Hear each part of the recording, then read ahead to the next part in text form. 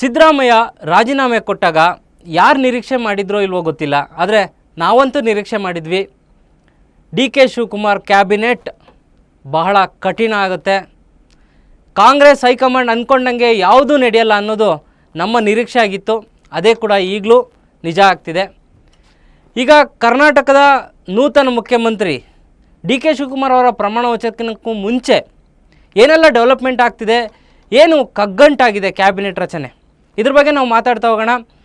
ನಮ್ಮ ಜೊತೆ K V Parameshwar ಇದ್ದಾರೆ, ನಮ್ಮ ಅಸೋಸಿಯೇಟ್ ಎಡಿಟರ್. ಸರ್, ನನಗೆ 3 ಪ್ರಶ್ನೆ ಅರ್ಥ ಆಗ್ತಿಲ್ಲ. ಒಂದು, ಯಾರು DCM ಆಗ್ತಾರೆ?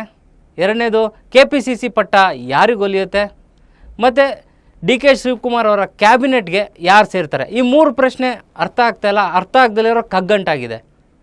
ಹೌದು, ನೀವು ಹೇಳೋಂಗೆ ಅದು 3 ಕಗ್ಗಂಟಾಗಿದೆ. ಆದರೆ ಈ ಕ್ಷಣದವರೆಗೂ 2ಕ್ಕೆ ಉತ್ತರ ಸಿಕ್ಕಿಲ್ಲ. KPCC ಸಾರಥ್ಯ ಯಾರಿಗೆ ಸಿಗುತ್ತೆ ಅನ್ನೋದಕ್ಕೂ ಇನ್ನೂ ಉತ್ತರ ಸಿಕ್ಕಿಲ್ಲ.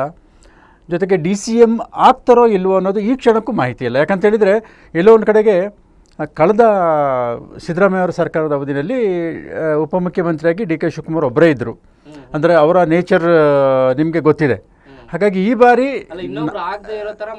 ಮಾಡಿಕೊಂಡು ಅಂದರೆ ಮುಖ್ಯಮಂತ್ರಿ ಒಬ್ಬರೇ ಇರಬೇಕು, ಯಾಕಂತೇಳಿ ಮತ್ತೊಂದು ಪವರ್ ಸೆಂಟರ್ಗಳಾಗುವಂಥ ಅವಶ್ಯಕತೆ ಇಲ್ಲ ಅನ್ನೋದನ್ನು ಅವರು ಹೈಕಮಾಂಡ್ ಮುಂದೆ ಪ್ರತಿಪಾದನೆ ಮಾಡ್ತಾ ಇದ್ದಾರೆ. ಹಾಗಾಗಿ ಎಲ್ಲೋ ಒಂದು ಕಡೆಗೆ ಹೈಕಮಾಂಡ್ ಕೂಡ DCM ಕ್ರಿಯೇಟ್ ಮಾಡಬೇಕಾ, ಹುದ್ದೆ ಸೃಷ್ಟಿ ಮಾಡಬೇಕಾ ಅನ್ನೋದ್ರ ಬಗ್ಗೆ ಕನ್ಫ್ಯೂಷನ್ ಇದೆ. ಇನ್ನೂ ಕ್ಲಾರಿಟಿ ಇಲ್ಲ. ಬಹುತೇಕ ಈಗಿನ ಒಂದು ಮಾತುಕತೆ ಪ್ರಕಾರ ಅಥವಾ ಡೆಲ್ಲಿ ಮೂಲಗಳ ಪ್ರಕಾರ ಉಪಮುಖ್ಯಮಂತ್ರಿಗಳು ಸಾಧ್ಯತೆಯೇ ಕಡಿಮೆ, ಆದರೂ ಒಂದಾಗಬಹುದಾ ಅನ್ನೋದು ಇದೆ. ಆದರೆ ಇನ್ನೊಂದು ನೀವು ಕೇಳಿದ್ರಿ KPCC ಸಾರಥ್ಯಕ್ಕೆ ಸಂಬಂಧಿಸಿದಂಗೆ, KPCC ಅಧ್ಯಕ್ಷ ಸ್ಥಾನ ವಹಿಸ್ಕೊಳ್ಳಿಕ್ಕೆ ಈಗ ಈ ಹಿಂದೆ ಒಂದು 3-4 ತಿಂಗಳ ಹಿಂದೆ ದೊಡ್ಡ ಲಾಬಿ ಮಾಡಿದರು. ಸತೀಶ್ ಜಾರಕಿಹೊಳಿ ಆಗೇ ಬಿಟ್ಟರು, ಈಶ್ವರ್ ಖಂಡ್ರೆ ಅವರು ಆಗೇ ಬಿಟ್ಟರು, ಈ ರೀತಿಯಲ್ಲಿ. ಆದರೆ ಈ ಹಂತದಲ್ಲಿ ಸತೀಶ್ ಜಾರಕಿಹೊಳಿ 2 ಆಪ್ಷನ್ ಇಟ್ಟಿದ್ದಾರೆ. ನನಗೆ KPCC ಅಧ್ಯಕ್ಷ ಸ್ಥಾನ ಬೇಕು, ಜೊತೆಗೆ ಸಚಿವ ಪಟ್ಟನೂ ಬೇಕು ಅನ್ನೋದು. ಹಾಗಾಗಿ ಶಿವಕುಮಾರ್ ಅವ್ರಿಗೆ ನೀವು ಕೊಟ್ಟಿದ್ರಿ, ಅದನ್ನೇ ನನಗೂ ಕೊಡಿ, ಅದಷ್ಟೇ ಅಲ್ವಾ ಕೇಳ್ತಿರೋದು. ಶಿವಕುಮಾರ್ ಬೆಂಗಳೂರು ನಗರಾಭಿವೃದ್ಧಿ ಸಚಿವರು, DCM, ಜಲಸಂಪನ್ಮೂಲ ಖಾತೆ ಸಚಿವರು, ಜೊತೆಗೆ ಈ ರೀತಿಯೇ ಇದ್ದರೆ ಆಗ ಒಬ್ಬೊಬ್ಬರಿಗೆ ಒಂದೊಂದು ನ್ಯಾಯಕ್ಕೆ ನನಗೆ ಅದು ಅವಕಾಶ ಬೇಕು ಅಂತ ಕೇಳ್ತಿದ್ದಾರೆ. ಆದರೆ ಆ ಸಾಧ್ಯತೆಗಳು ತುಂಬ ಕಡಿಮೆ ಇದೆ. ಯಾಕಂದರೆ ಹೈಕಮಾಂಡ್ ಎಲ್ಲೋ ಒಂದು ಕಡೆಗೆ ಕಾಂಗ್ರೆಸ್ನಲ್ಲಿ ಸಚಿವಾಕಾಂಕ್ಷಿಗಳ ದೊಡ್ಡ ದಂಡೆ ಇರೋದ್ರಿಂದ ಬ್ಯಾಲೆನ್ಸ್ ಮಾಡಲೇಬೇಕಾಗ್ತದೆ, ಕಷ್ಟ ಆಗ್ತದೆ. ಈಗ ಇನ್ನೊಂದು, ಈಗ ಎಷ್ಟು ಸಿದ್ದರಾಮಯ್ಯ ಅವರು ಎಷ್ಟು ಡಿ ಕೆ ಶಿವಕುಮಾರ್ ಅವರಿಗೆ ಎಷ್ಟು ಸುಗಮವಾಗಿ ಅಧಿಕಾರ ಹಸ್ತಾಂತರ ಮಾಡಿಕೊಟ್ರು, ಯಾರೂ ನಿರೀಕ್ಷೆ ಮಾಡಿರಲಿಲ್ಲ. ಅಷ್ಟು ಸ್ವಲ್ಪ ಎಲ್ಲರೂ ಹೈಕಮಾಂಡ್ ಅದೇ ರೀತಿಯಲ್ಲಿ ಪಟ್ಟು ಹಿಡ್ಕೊಂಡು ಅದನ್ನು ಸರಳ ರೀತಿಯಲ್ಲಿ ಮಾಡಿದ್ರು. ಆದರೆ ಈಗ ಅದರ ನಂತರದ ಬೆಳವಣಿಗೆಗಳು, ಕ್ಯಾಬಿನೆಟ್ ರಚನೆ ಮಾಡಲಿಕ್ಕೆ ಅವರಿಗೆ 4 ದಿನಗಳಿಂದ ಆಗ್ತಾಯಿಲ್ಲ. ಯಾಕಂದರೆ ಒಂದು ಆಕಾಂಕ್ಷಿಗಳ ಪಟ್ಟಿ ದೊಡ್ಡದಿರುವಂಥದ್ದು, ಮತ್ತೊಂದು ಇದು ಕ್ಯಾಸ್ಟ್ ಬ್ಯಾಲೆನ್ಸ್ ಮಾಡುವಂಥದ್ದು, ಜಾತಿವಾರು, ಪ್ರಾದೇಶಿಕವಾರು, ಸೀನಿಯಾರಿಟಿ ಇಂಥದನ್ನೆಲ್ಲ ಪರಿಗಣಿಸುವಾಗ ಅನುಭವ ಪ್ಲಸ್ ಹೊಸಬರು ಎರಡನ್ನೂ ಬ್ಯಾಲೆನ್ಸ್ ಮಾಡುವಂಥ ಪ್ರಯತ್ನ. ಈ ನಿಟ್ಟಿನಲ್ಲಿ ಸಾಕಷ್ಟು ಸರ್ಕಸ್ ಮಾಡ್ತಾ ಇದ್ದಾರೆ. ಎರಡು ದಿನದಿಂದ ಡೆಲ್ಲಿನಲ್ಲಿ ಪ್ರಯತ್ನ ಮಾಡ್ತಾರೆ. ಆದರೆ ಇನ್ನೂ ಈ ಕ್ಷಣಕ್ಕೂ ಇನ್ನೂ ಅಂತಿಮವಾಗಿ ಇವರೇ ನಾಳೆ ಪ್ರಮಾಣ ವಚನ ತಗೋತಾರೆ ಅನ್ನೋದು ಕ್ಲಾರಿಟಿ ಸಿಕ್ಕಿಲ್ಲ. ಅದೇ ಸರ್, ಮ್ಯಾರಥಾನ್ ಮೀಟಿಂಗ್ ಅಂತೂ ನಡೀತಾನೆ ಇದೆ. ಆದರೆ ಇಲ್ಲಿರೋದು 2 ಲಿಸ್ಟ್ ಅನಿಸುತ್ತೆ, 2 ಅಲ್ಲ 3 ಇರಬೇಕು ಬಹುಶಃ. ಒಂದು ಸಿದ್ದರಾಮಯ್ಯನವ್ರು ತೊಗೊಂಡೋಗಿರೋ ಲಿಸ್ಟು, ಇನ್ನೊಂದು ಡಿ ಕೆ ಶಿವಕುಮಾರ್ ಅವ್ರು ತೊಗೊಂಡೋಗಿರೋ ಲಿಸ್ಟು, ಮತ್ತೊಂದು ಹೈಕಮಾಂಡ್ ರೆಡಿ ಮಾಡೋ ಲಿಸ್ಟು. ಈ 3 ಲಿಸ್ಟಲ್ಲಿ ಯಾರ್ದು ಮೇಲ್ಗೈ ಆಗ್ಬೋದು? ಇಲ್ಲ, ಇಲ್ಲಿ ಮೇಲ್ಗೈ ಅಂತ ತಗೊಂಡ್ರೆ ಕಾಂಟ್ರವರ್ಸಿ ಕ್ರಿಯೇಟ್ ಆಗ್ತದೆ ಅಂತ ಅವ್ರಿಗೂ ಗೊತ್ತಿದೆ. ಹಾಗಾಗಿ ಏನು ಮಾಡ್ತಾರೆ ಅಂದರೆ, ಈ 3 ಪಟ್ಟಿನಲ್ಲೂ ಕಾಮನ್ ಆಗಿ ಕೆಲವು ನೇಮ್ಗಳಿದೆ. ಸಿದ್ದರಾಮಯ್ಯ ಪಟ್ಟಿನಲ್ಲೂ ಇದೆ ಅದೇ ಹೆಸರು, ಡಿ ಕೆ ಶಿವಕುಮಾರ್ ಪಟ್ಟಿನಲ್ಲೂ ಇದೆ ಅದೇ ಹೆಸರು, ಹೈಕಮಾಂಡ್ ಪಟ್ಟಿನಲ್ಲೂ ಇದೆ. ಹಾಗಾಗಿ 1-2-3 ಹೆಸರುಗಳು ಸ್ವಲ್ಪ ಆಚೆ ಆಗ್ಬೋದು. ಅವನ್ನ ಬ್ಯಾಲೆನ್ಸ್ ಮಾಡುವಂಥ ಪ್ರಯತ್ನ ನಡೀತಾ ಇದೆ. ಆದರೆ ಈಗ ಸದ್ಯಕ್ಕೆ ಇರುವಂಥ ಮಾಹಿತಿ ಪ್ರಕಾರ ನಾಳೆ ಸಂಜೆ 4:05 ಏನು ಡಿ ಕೆ ಶಿವಕುಮಾರ್ ಅವರು ಮುಖ್ಯಮಂತ್ರಿಯಾಗಿ, ಕರ್ನಾಟಕದ 25ನೇ ಮುಖ್ಯಮಂತ್ರಿಯಾಗಿ ಪ್ರಮಾಣವಚನ ಸ್ವೀಕರಿಸ್ತಾ ಇದ್ದಾರೆ. ಇವರೊಟ್ಟಿಗೆ 10 ಮಂದಿ ಸಚಿವರು ಪ್ರಮಾಣವಚನ ಸ್ವೀಕಾರ ಮಾಡಬಹುದು, ಸಾಧ್ಯತೆಗಳು ಜಾಸ್ತಿ ಇದ್ದಾವೆ. ಆದರೆ ಈ ಅಂತಿಮವಾಗಿ ಏನು ಒಂದು ಪಟ್ಟಿ ಫೈನಲ್ ಪಟ್ಟಿ ಅನೌನ್ಸ್ ಆಗಬೇಕು, ಇದು ಸ್ವಲ್ಪ ಇನ್ನೂ ಟೈಮ್ ತಗೋಬೋದು ಅಂತ ಅನ್ನಿಸ್ತಾ ಇದೆ. ಸರ್, ಅವ್ರ ಪಟ್ಟಿಗಳಲ್ಲಿ ಎಷ್ಟು 10 ಜನ ಇರ್ಬೋದು ಅಂತಿದ್ದೀರಾ, ಬಟ್ ನಾನೊಂದು ಪಟ್ಟಿ ಹೇಳ್ತೀನಿ, ಕೇಳಿಸ್ಕೊಳ್ಳಿ. KJ ಜಾರ್ಜು, ಪ್ರಿಯಾಂಕ್ ಖರ್ಗೆ, ರಾಮಲಿಂಗಾರೆಡ್ಡಿ, ಯತೀಂದ್ರ ಸಿದ್ದರಾಮಯ್ಯನವರು, ಕೃಷ್ಣ ಬೈರೇಗೌಡ, UT ಖಾದರ್, ಇವರು 2 ಲಿಸ್ಟು ಅಥವಾ 3 ಲಿಸ್ಟಲ್ಲೂ ಇರ್ಬೋದು. ಇವರು ಈ ನೀವು ಹೇಳಿದಂಥ ಈ 5 ಹೆಸರುಗಳೇನಿದೆ ಇವು 3 ಪಟ್ಟಿನಲ್ಲೂ ಇದ್ದಾರೆ.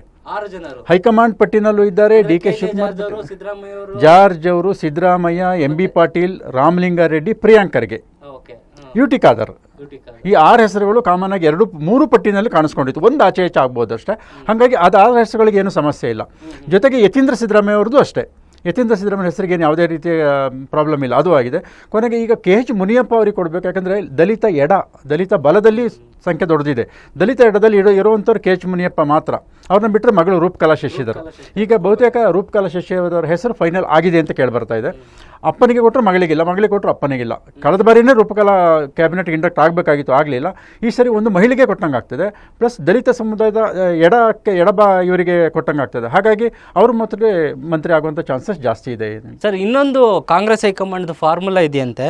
ಏನಂದರೆ 40 ವರ್ಷದ ಒಳಗಡೆ ಇರೋರಿಗೆ 10 ಜನ, 50ರಿಂದ 70 ವರ್ಷದವ್ರಿಗೆ 20 ಜನ, ಟೋಟಲ್ 30 ಜನ ಸಚಿವರನ್ನ ಮಾಡೋದು ಈ ಏಜ್ ಫ್ಯಾಕ್ಟರ್ಗಳಲ್ಲಿ ಅಂತ. ಇದು ವರ್ಕೌಟ್ ಆಗುತ್ತಾ? ಅಲ್ಲ, ಅಂದರೆ ನಾನು ಆಗಲೇ ಹೇಳಿದಾಗೆ ಎಲ್ಲ ಬ್ಯಾಲೆನ್ಸ್ ಮಾಡೋ ನಿಟ್ಟಲ್ಲಿ ಅದು ಒಂದು ಮಾನದಂಡ. ಒಂದು ಪ್ರಾದೇಶಿಕವಾರು ಅಥವಾ ಜಿಲ್ಲಾವಾರು ತಗೋತಾರೋ, ಜಾತಿವಾರು ತಗೋತಾರೋ, ಅನುಭವದ ಮೇಲೆ ಅದೇ ತಗೋತಾರೋ, ವಯೋಮಿತಿ ಮೇಲೆ ತಗೋತಾರೋ. ಒಂದು ವಯೋಮಿತಿ ಮೇಲೆ ತಗೋತೀರಿ ಅಂತ ಹೇಳಿದರೆ ನಮಗೆ 40 ಒಳಗಡೆ ಇರುವಂಥ ಶಾಸಕರ ಸಂಖ್ಯೆ ತುಂಬ ಕಡಿಮೆ. 21ರಿಂದ 22 ಮಂದಿ ಆ ಥರ ಇದ್ದಾರೆ. ಅವರೆಲ್ಲರೂ ಮೊದಲ ಬಾರಿಗೆ ಎಲೆಕ್ಟ್ ಆಗಿರುವಂಥವ್ರು. ಹಾಗಾಗಿ ಎಷ್ಟು ಮಟ್ಟಿಗೆ ಅವರಿಗೆ ಸಚಿವ ಸ್ಥಾನ ಕೊಟ್ಟರು ನಿಭಾಯಿಸ್ತಾರೆ ಅನ್ನೋದು ಅಲ್ಲಿ ಪ್ರಶ್ನೆ ಆಗ್ತದೆ. ಹಾಗಾಗಿ ಅಂದರೆ ಹೊಸ ಮುಖಗಳಿಗೆ ಅವಕಾಶ ಕೊಡಬೇಕು ಅಂತ ಇರೋದ್ರಿಂದ 1 ಅಥವಾ 2 ಹೆಸರುಗಳು ಇಂಡಕ್ಟ್ ಆಗ್ಬೋದು.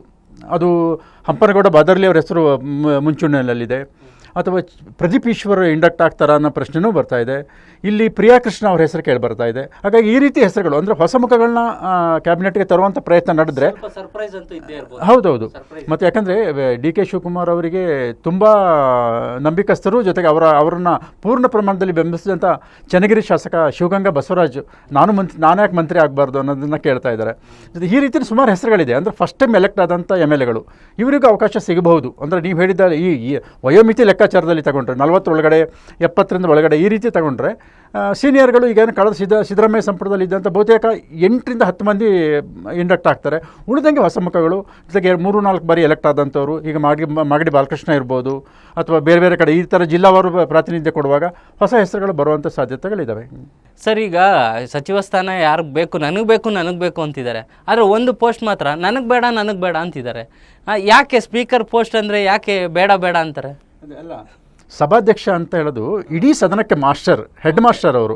ಆದರೆ ಅಪೇಕ್ಷೆ ಪಟ್ಟು ತಗೊಳ್ಳುವಂಥ ಇದನ್ನು ನಾವು ಹಿಂದೆ ನೋಡಿದ್ವಿ. ಯಾಕಂತ ಹೇಳಿದರೆ ಎಂ ವೆಂಕಟಪ್ಪ ಅವರು ಕೆಲಸ ಮಾಡಿದಂಥವ್ರು, ರಮೇಶ್ ಕುಮಾರ್ ಅವರು ಕೆಲಸ ಮಾಡಿದಂಥವ್ರು, ವಿಶ್ವೇಶ್ವರ ಕಾಗೇರಿ ಅವರು ಮಾಡಿರುವಂಥದ್ದು, SM ಕೃಷ್ಣ ಅವರು ಕೆಲಸ ಮಾಡಿದ್ದಾರೆ. ಈ ರೀತಿ ಒಳ್ಳೆ ಅನುಭವಸ್ಥರು, ಅಂದರೆ ಯಾರು ಈ ರಾಜ್ಯದ ಮುಖ್ಯಮಂತ್ರಿಗಳಾಗಿದ್ದಾರೆ ಅಥವಾ ಒಳ್ಳೊಳ್ಳೆ ಇದು ಹುದ್ದೆನ ಅಲಂಕರಿಸಿದ್ರು ಅಂಥವ್ರೆಲ್ಲರೂ ಸಭಾಧ್ಯಕ್ಷರಾಗಿಯೇ ಬಂದಿರುವಂಥದ್ದು. ಆದರೆ ಈಗ ಸರ್ಕಾರದಲ್ಲಿ UT ಖಾದರ್ ಕೂಡ ಅಪೇಕ್ಷೆ ಪಟ್ಟಿರಲಿಲ್ಲ. ಈಗೇನು ಈ ಕ್ಯಾಬಿನೆಟ್ ಬಹುತೇಕ ಇಂಡಕ್ಟ್ ಆಗ್ತಾರೆ ಅಂತ ಇದೆ, UT ಖಾದರ್ ಕೂಡ ನಾನು ಸಭಾಧ್ಯಕ್ಷ ಆಗ್ತೀನಿ ಅಂತ ಆಸೆ ಪಟ್ಟಿರಲಿಲ್ಲ. ಅವ್ರಿಗೆ ಹೈಕಮಾಂಡ್ ಹೇಳ್ತು, ಒಪ್ಕೊಂಡ್ರು. ಅವರು ಯಾವುದೇ 2ನೇ ಮಾತಿನ ಒಪ್ಕೊಂಡ್ರು. ಈಗ ಅವರು ಸಚಿವ ಸ್ಥಾನಕ್ಕೆ ಬರ್ತಾನೆ ಆ ಹುದ್ದೆ ಖಾಲಿ ಆಗ್ತಾ ಇದೆ. ಅಲ್ಲಿಗೆ ಯಾರು RV ದೇಶಪಾಂಡೆ ನನಗೆ ಬೇಡ ಅಂತ ಹೇಳ್ತಾರೆ, TB ಜಯಚಂದ್ರ ನನಗೆ ಬೇಡ ಅಂತ ಹೇಳ್ತಾರೆ, ಪರಮೇಶ್ವರ್ ಅವರು ನನಗೆ ಬೇಡ ಅಂತ ಹೇಳ್ತಾರೆ, HK ಪಾಟೀಲ್ ಅವರು ನನಗೆ ಬೇಡ ಅಂತಾರೆ. ಮೇ ದಿನೇಶ್ ಗುಂಡೂರಾವ್ ಅವರು ಒಂದು ರೀತಿಯಲ್ಲಿ ಸ್ವಲ್ಪ ಸಾಫ್ಟ್ ಕಾರ್ನರ್ ಇರೋದ್ರಿಂದ ದಿನೇಶ್ ಗುಂಡೂರಾವ್ ಅವರು ಹೊಸ ಸ್ಪೀಕರ್ ಆಗ್ಬೋದು, ಅಥವಾ TB ಜಯಚಂದ್ರ ಅವ್ರನ್ನ ಹೈಕಮಾಂಡ್ ಒಪ್ಪಿಸ್ಬೋದು ಅಂತ. ಈ 2 ಹೆಸರುಗಳ ಮಧ್ಯೆ ಈಗ ಪೈಪೋಟಿ ಇದೆ. ಆದರೆ ವೈಯಕ್ತಿಕವಾಗಿ ನಾನು ಸ್ಪೀಕರ್ ಆಗ್ತೀನಿ ಅಂತ ಇದುವರೆಗೆ ಯಾರು ಮುಂದೆ ಬಂದಿಲ್ಲ. ಅದೇ ದುರಂತ ಅಲ್ಲ. ಹತ್ತ ಉನ್ನತ ಹುದ್ದೆನ ಕಷ್ಟ ಅಲ್ಲ. ನಾನು ಇನ್ನೊಂದು ನೀವು ಕೇಳಿದ್ದಕ್ಕೊಂದು ಹೇಳ್ತೇನೆ. ಯಾರು ಸಭಾಧ್ಯಕ್ಷರಾಗ್ತಾರೆ ಅವರು ಮುಂದಿನ ಚುನಾವಣೆಯಲ್ಲಿ ಸೋಲ್ತಾರೆ. ಈ ರೀತಿ ಒಂದಿದೆ.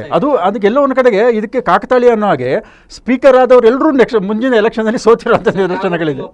ಅದು ಬಾಬುರಾವ್ ಚಿಂಚನ್ಸೂರಿಂದ ಹಿಡಿದು, ಕಾಗೋಡು ತಿಮ್ಮಪ್ಪ ಅವರಿಂದ ಹಿಡಿದು, KG ಬೋಪಯ್ಯ ಅವರಿಂದ ಹಿಡಿದು ಈ ರೀತಿ ಹೆಸರುಗಳು ಸುಮಾರು ಇದ್ದಾವೆ. ಅವ್ರು ಯಾರು ಸ್ಪೀಕರ್ ಆಗಿರ್ತಾರೆ ಅವರು ಮುಂದಿನ ಚುನಾವಣೆಯಲ್ಲಿ ಸೋಲ್ತಾರೆ. ಆ ಭೀತಿ ಎಲ್ಲರೂ ಇದೆಯಾ ಇವರಿಗೆ?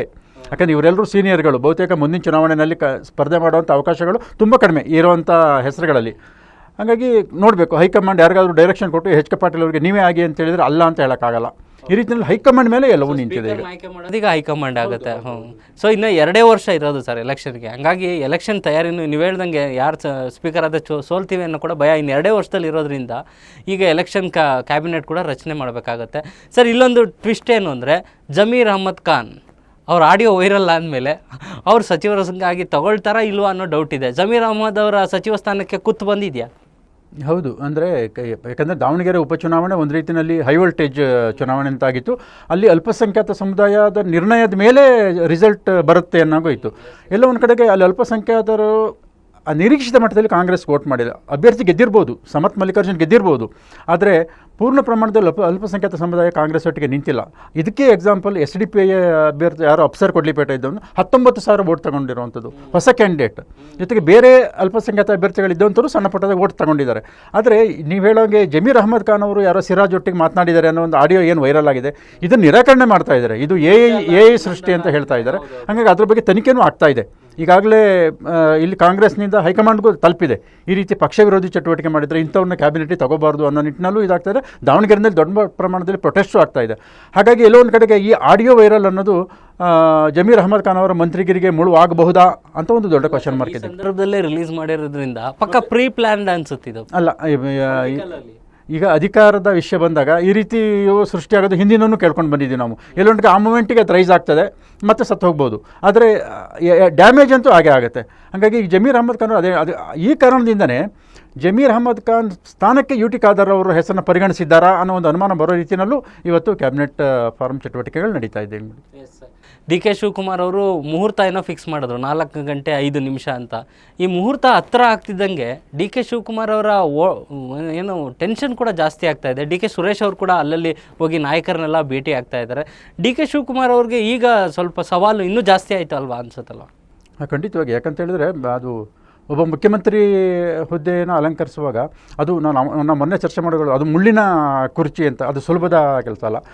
ಈಗ ರಾಜಭವನದಲ್ಲಿ ಈಗಾಗಲೇ ದೊಡ್ಡ ಪ್ರಮಾಣದಲ್ಲಿ ಸಿದ್ಧತೆ, ಸಮಾರಂಭ ಸರಳ ರೀತಿಯಲ್ಲಾದ್ರೂ ಅದಕ್ಕಿರುವಂಥ ವ್ಯವಸ್ಥೆಗೆ DK ಸುರೇಶ್ ಅವರೇ ಖುದ್ದಾಗಿ ನಿಂತು ಎಲ್ಲವನ್ನು ನೋಡ್ಕೋತಾ ಇದ್ದಾರೆ. ಒಳಗಡೆ ಸುಮಾರು ಲೋಕಭವನದ ಒಳಗಡೆ ಸುಮಾರು 3,500 ಮಂದಿ ಕೂತ್ಕೊಳ್ಳುವಂಥ ವ್ಯವಸ್ಥೆ ಆಗ್ತಾ ಇದೆ. ಅದಕ್ಕೆ 2-3 ಹಂತದ ಪಾಸ್ಗಳನ್ನ ವಿತರಣೆ ಮಾಡ್ತಾ ಇದ್ದಾರೆ. ಜೊತೆಗೆ ವಿಶೇಷವಾಗಿ ನೀವಾಗಲೇ ಕೇಳಿದಾಗ, ಯಾಕಂದರೆ ಶಾಸ್ತ್ರ ಇದನ್ನು ಸ್ವಲ್ಪ ಹೆಚ್ಚು ವಾಸ್ತುನ ನಂಬುವಂಥದ್ದು. ಇದುವರೆಗೆ ಎಲ್ಲ ಮುಖ್ಯಮಂತ್ರಿಗಳು ಪಶ್ಚಿಮಾಭಿಮುಖವಾಗಿ ನಿಂತು ಪ್ರಮಾಣ ವಚನ ತಗೊಂಡಿರೋದು. ಆದರೆ DK ಶಿವಕುಮಾರ್ ಅವರು ಪೂರ್ವಾಭಿಮುಖವಾಗಿ ನಿಂತು ಪ್ರಮಾಣ ವಚನ ಸ್ವೀಕಾರ ಮಾಡ್ತಾ ಇದ್ದಾರೆ. ಅಂದರೆ ಇದು ವಿಶೇಷ. ಇದುವರೆಗೆ ಯಾವ ಮುಖ್ಯಮಂತ್ರಿಗಳು ಪೂರ್ವಾಭಿಮುಖವಾಗಿ ನಿಂತು ಪ್ರಮಾಣ ವಚನ ಸ್ವೀಕರಿಸಿದ ನಿದರ್ಶನಗಳಿಲ್ಲ. ಯಾಕಂತ ಹೇಳಿದ್ರೆ ಹೆಚ್ಚು ವಾಸ್ತು ಸ್ವಲ್ಪ ಇಂಥದ್ದನ್ನು ನಂಬೋದ್ರಿಂದ ಅದನ್ನು ಮಾಡ್ತಾ ಇದ್ದಾರೆ. ಜೊತೆಗೆ ಅವರಿಗಾಗಲೇ ಅವರು ವಾಸ್ತು ಗುರುಗಳನ್ನ ವಿಧಾನಸೌಧಕ್ಕೆ ಕಳಿಸಿ ಅಲ್ಲಿ ನಮ್ಮ ಮುಖ್ಯಮಂತ್ರಿ ಕಚೇರಿಯದು ಹೇಗಿರಬೇಕು ವಾಸ್ತು ಅನ್ನೋದ್ರ ಬಗ್ಗೆನೂ ಪ್ರಯತ್ನಗಳು ನಡೀತಾ ಇದೆ. ಆದರೆ ಇನ್ನೊಂದು ವಿಶೇಷವಾಗಿ, ಇನ್ನೂ ಕ್ಯಾಬಿನೆಟ್ಗೆ ಸೇರ್ಪಡೆ ಆಗ್ತೀವಿ ಅನ್ನೋ ಖಾತ್ರಿ ಇಲ್ದಾನೆ, ಅವರಿಗೆ ವೈಯಕ್ತಿಕವಾಗಿ ಖಾತ್ರಿ ಆಗಿದ್ದಿರ್ಬೋದು, UT ಖಾದರ್ ಅವರು ಎಲ್ಲ ಸಚಿವಾಲಯದ ಸಿಬ್ಬಂದಿಗೆ, ಹಾಗೆ ಅಧಿಕಾರಿ ವರ್ಗದವರಿಗೆ, ಸಚಿವಾಲಯದ ಸಿಬ್ಬಂದಿಗಳಿಗೆ ಇವತ್ತು ಬ್ಯಾಂಕ್ವೆಟ್ ಹಾಲ್ನಲ್ಲಿ ಒಂದು ಉಪಹಾರ ಕೂಟವನ್ನು ಏರ್ಪಡಿಸಿದ್ದಾರೆ. ಅಧಿಕೃತವಾಗಿ ಅದಕ್ಕೆ ಆಹ್ವಾನ ಕೊಟ್ಟಿದ್ದಾರೆ. ಹಾಗಾಗಿ ಬಹುತೇಕ UT ಖಾದರ್ ಅವರು ಕ್ಯಾಬಿನೆಟ್ಗೆ ಇಂಡಕ್ಟ್ ಆಗುವಂಥ ಸುಳಿವು ಅವರಿಗೆ ಸಿಕ್ಕಿರ್ಬೋದು ಅಂತ ಅನಿಸ್ತದೆ. ಸರ್, DK ಶಿವಕುಮಾರ್ ಪ್ರಮಾಣ ವಚನ ಒಂದಷ್ಟು ಜನರಿಗೆ ಸಂಭ್ರಮ ಆದರೆ ಕೆಲವ್ರಿಗೆ ನಿರಾಸೆ ಆಗೋದು ಖಂಡಿತ. ಯಾಕೆಂದರೆ ಕೆಲವು ಸಚಿವರನ್ನ ಬಿಡೋದಾದರೆ, ಸೊ ಯಾರ್ಯಾರಿಗೆ ನಿರಾಸೆ ಕಾದಿದೆ ಅಂತ ಒಂದು ಗೆಸ್ ಮಾಡ್ಬೋದು ಕಾಂಗ್ರೆಸ್ ಸಿದ್ದರಾಮಯ್ಯವರ ಸಚಿವ ಸಂಪುಟದಲ್ಲಿ ಇದ್ದಂಥ ಮಂತ್ರಿಗಳು? ಅಲ್ಲ, ರಾಜಕೀಯದಲ್ಲಿ ಸಹಜ ಇದು. ಈ ಅಧಿಕಾರ ಸಿಗುವಾಗ ಖುಷಿ ಆಗ್ತದೆ ಅಥವಾ ಮೈನಸ್ ಆದಾಗ ನಿರಾಸೆ ಆಗುವಂಥದ್ದು. ಆದರೆ DK ಶಿವಕುಮಾರ್ ಅವರ ಪ್ರಮಾಣ ವಚನ ಸಂಬಂಧ ನೀವು ಹೇಳಿದಾಗ ಯಾರಿಗೆ ನಿರಾಸೆ ಆಗ್ತಾ ಇದೆ ಅಂದರೆ ಅವರ ಬಹುತೇಕ ಅಭಿಮಾನಿಗೆ. ಯಾಕಂತ ಹೇಳಿದ್ರೆ ನಮ್ಮ ಸಾಹೇಬರ ಪ್ರಮಾಣ ವಚನ ನಾವು ಕಣ್ತುಂಬಿಕೊಳ್ಳೋಕೆ ಆಗ್ತಾ ಇಲ್ಲ ಅನ್ನೋದು. ಯಾಕಂತೇಳಿ ಲಿಮಿಟೆಡ್ ಮೆಂಬರ್ಸ್ ಲೋಕಭವನದ ಒಳಗಡೆ ಇರೋದ್ರಿಂದ ಹೊರಗಡೆಯಿಂದ ನೋಡ್ತಾರೆ, ಎಷ್ಟೇ ಆದರೂ TV ಪರದೆ ಮೇಲೆ ನೋಡುವಂಥದ್ದು. ವೈಯಕ್ತಿಕವಾಗಿ ನಮಗೆ ಪ್ರತ್ಯಕ್ಷವಾಗಿ ನೋಡ್ಲಿಕ್ಕೆ ಆಗಲ್ಲ ಅನ್ನೋದೊಂದು ನಿರಾಸೆ ಇದ್ದಿರ್ಬೋದು. ಆದರೆ ರಾಜಕಾರಣದಲ್ಲಿ ಬರೀ ರಾಜಕಾರಣ ಒಂದು, ಅಧಿಕಾರದ ರಾಜಕಾರಣ ಒಂದು. ಯಾವಾಗ ಅಧಿಕಾರದ ರಾಜಕಾರಣದಿಂದ ನಾವು ಸ್ವಲ್ಪ ಹಿಂದೆ ಸರಿತೀವಿ ಅನ್ನುವಾಗ ಸಹಜವಾಗಿ ಬೇರೆ ಬೇರೆ ರೀತಿಯ ನಿರಾಸೆಗಳು ಸಹಜ. ಅದೇ ಎಸ್ ಸರ್. ಈಗ DK ಶಿವಕುಮಾರ್ ಅವರ ಕ್ಯಾಬಿನೆಟ್ ಹೇಗೆ ರಚನೆ ಆಗುತ್ತೆ, ಮತ್ತು ಆ ಅಧಿಕಾರದ ಹಸ್ತಾಂತರ ಅಥವಾ ಖಾತೆ ಹಂಚಿಕೆ ಮತ್ತೊಂದು ದೊಡ್ಡ ಅಂತ ಇದೆ, ಇನ್ನೊಂದು ಖಾತೆ ಹಂಚಿಕೆ ಹೇಗೆ ನಡೆಯುತ್ತೆ ಅನ್ನೋದು ನಿಜಕ್ಕೂ ಬಹಳ ಪ್ರಮುಖವಾದದ್ದು. ಈಗ ನೋಡೋಣ ಏನಾಗುತ್ತೆ ಅಂತ. DK ಶಿವಕುಮಾರ್ ಅವರ ರಾಜ್ಯಭಾರದಲ್ಲಿ ಸಚಿವ ಸಂಪುಟದಲ್ಲಿ ಏನೆಲ್ಲ ಬದಲಾವಣೆಗಳು, ಏನೆಲ್ಲ ಅಚ್ಚರಿಗಳು ಕಾದಿದೆ ಅನ್ನೋದನ್ನು ನಾವು ಕೂಡ ಕಾದು ನೋಡೋಣ. ಸರ್, ಇಷ್ಟೊತ್ತು ಮಾಹಿತಿ ಕೊಟ್ಟಿದ್ದಕ್ಕೆ ಧನ್ಯವಾದಗಳು. ಮತ್ತಷ್ಟು ಮಾಹಿತಿಗಾಗಿ ಮತ್ತೆ ಸೇರೋಣ ಸರ್. Thank you.